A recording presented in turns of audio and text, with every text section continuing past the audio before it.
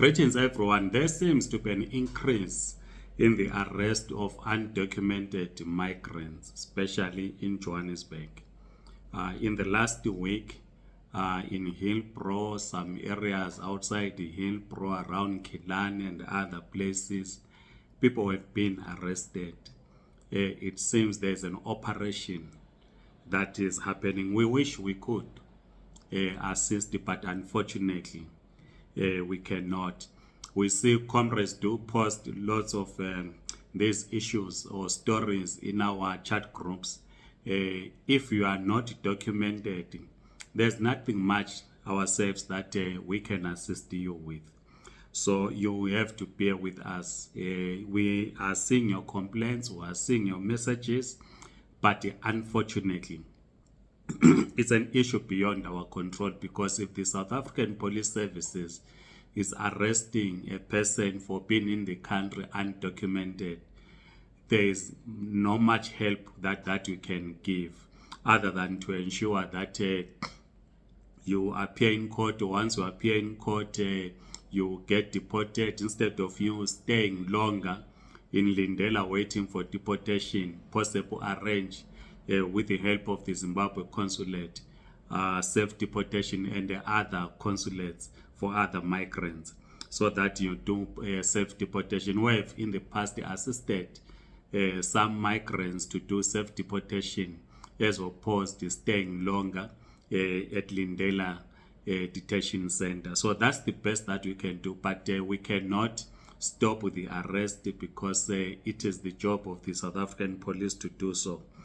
Again, you recall that it was reported that IDs, South African IDs, that is to say, were blocked, and the court ordered that the department should unblock the IDs. At the time, I think it was reported about 1 million IDs being blocked, because the Department of Home Affairs has been investigating whether these IDs do not belong to South Africans, even though the IDs will indicate that the person is born in South Africa.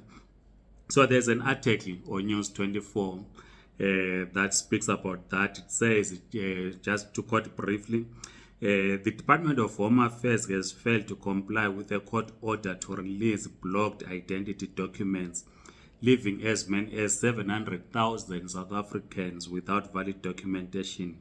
This comes after the Pretoria High Court ruled that blocking identity documents was conducted without a fair administrative process and is invalid. The judgment instructed that the DHA must abide by the promotion of administrative justice, which includes informing individuals when it makes such a decision, close quote. The article then quotes Thandeka Chauke, is said to have been speaking on television News Africa. She says, I quote, we have not heard any,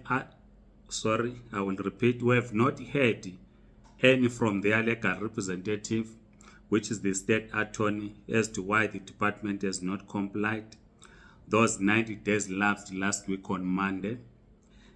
What the Departure Act requires of them is to inform people of a decision that has been made against them, especially decisions that have an adverse effect on the person's, close quote. So according to the court judgment, in terms of this article, the Department of Home Affairs was given 90 days to unblock the IDs, but it appears this has not happened. We know that there was an amnesty, of course, around 95, 96 for SADC nationals that had acquired fraudulently South African IDs. Another amnesty granted to Zimbabweans that had obtained fraudulent South African IDs in 2010.